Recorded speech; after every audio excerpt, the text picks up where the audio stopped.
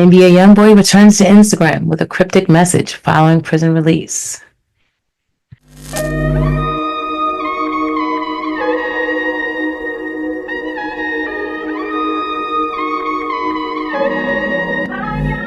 Shout out to hotnewhiphop.com. NBA Youngboy was arrested in April of last year and hit with charges related to an alleged prescription drug fraud scheme. And see, that's what worries me. I was saying in the last video that, like, he seemed kind of depressed and down, and just like in the photos and the previous interviews that he'd done before he was arrested, and he does look really happy to be home. And I did think the mustache was going to stay. It looks like he really looked like he liked to look crazy with that mustache, and it looked like he was going to keep it. But he did keep it somewhat. It's only been a few days since NBA Youngboy was released from prison, but it looks like the Louisiana rapper is eager to return to life as usual. Yesterday, he took to Instagram to share his first post since getting home, making it clear that he plans on wasting no time getting back to work. No words. He captioned a simple photo of himself looking pensive. Hashtag I'm ready. While Youngboy didn't specify exactly what he's ready for, fans can only assume that he means more music. They surely wouldn't complain if that was the case, though it's been just a couple of weeks since his last release. So he was like, what, making music in prison?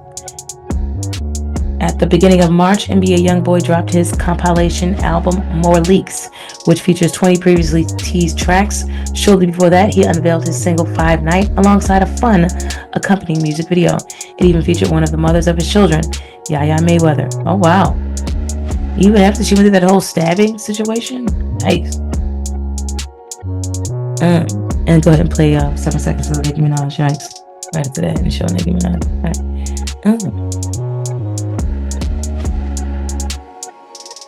For now, it remains unclear when supporters can expect to hear anything new from Youngboy. After all, it may take a little bit of him for him to readjust to his regular life in Utah.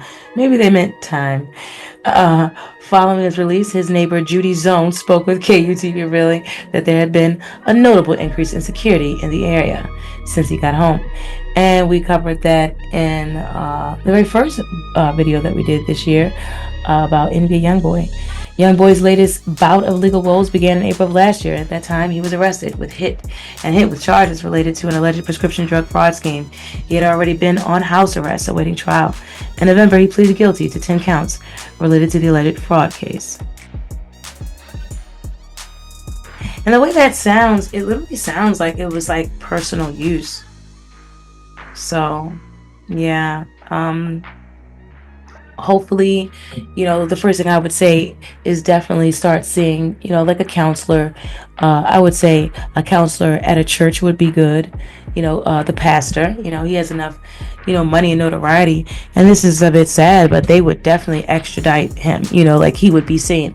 I remember, wanting to get my children baptized, and they were like, oh no, you need to be church members and you need to go a couple of times and all this kind of thing. It's just like, bro, I know for a fact that if an NBA Youngboy walked into a church and say, hey, I want to be canceled by this pastor, then they would just like do it.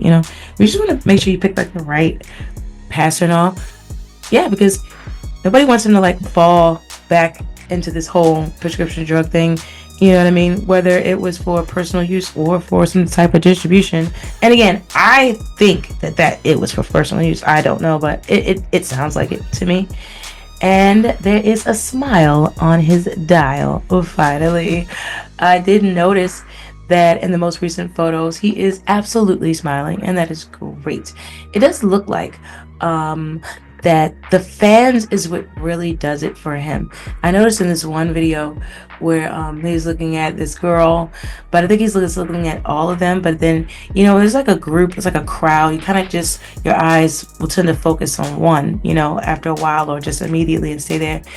And when he did, I think her excitement transferred to him, and then he like got so excited, like you literally see his eyes kind of like light up right there, and I think he does like a twirl, and so that was very interesting. Yeah, so it does seem like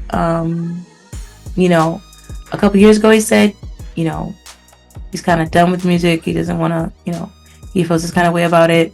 And then I think when he gets around like the fans and it's like the energy of it all, it really makes him feel like really, really good. And maybe, you know, so who knows? Everybody, his fans are waiting for new music, and we'll see where it goes.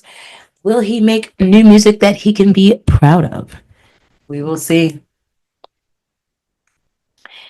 Houston rapper Ivy K accuses Megan Thee Stallion of copying lyrics in new single Whenever. Shout out to yahoo.com. The girls are fighting, and this time it is straight out of Houston.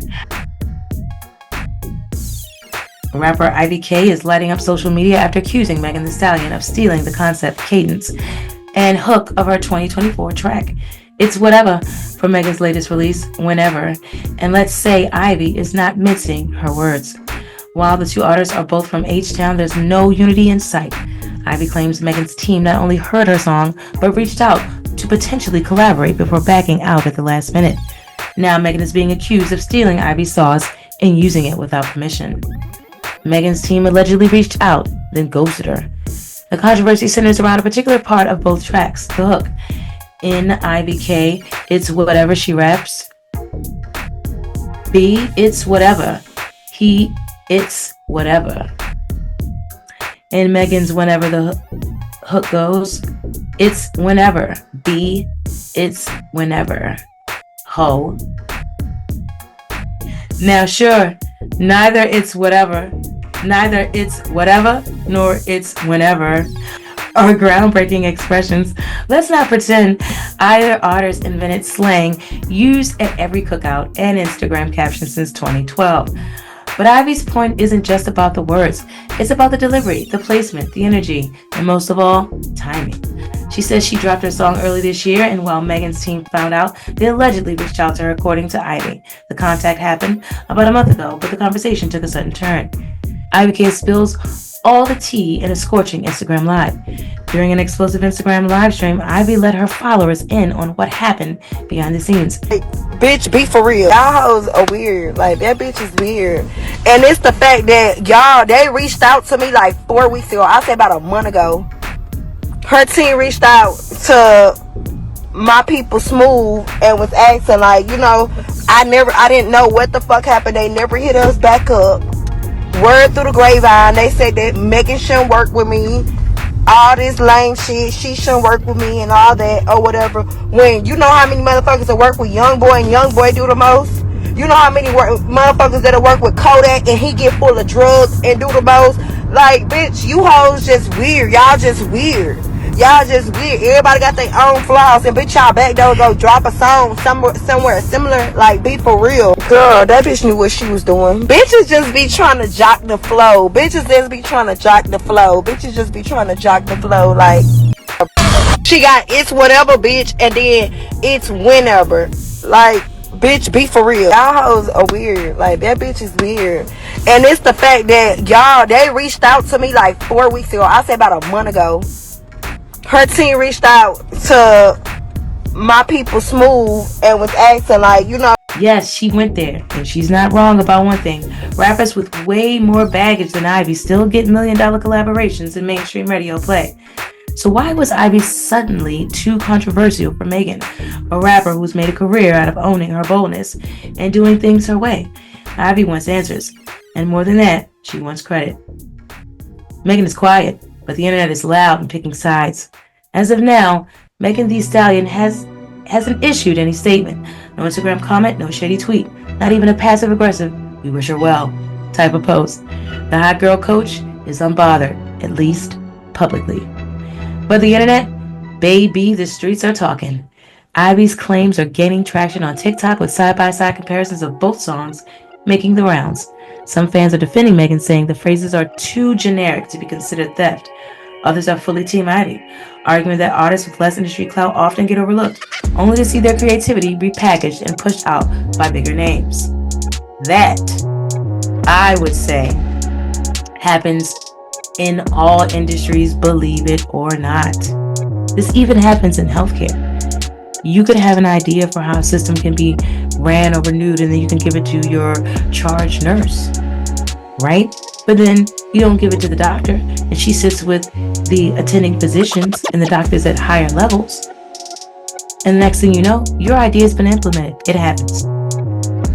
This isn't Megan Thee Stallion, first rodeo with copycat claims. This isn't Megan's first time facing whispers of plagiarism.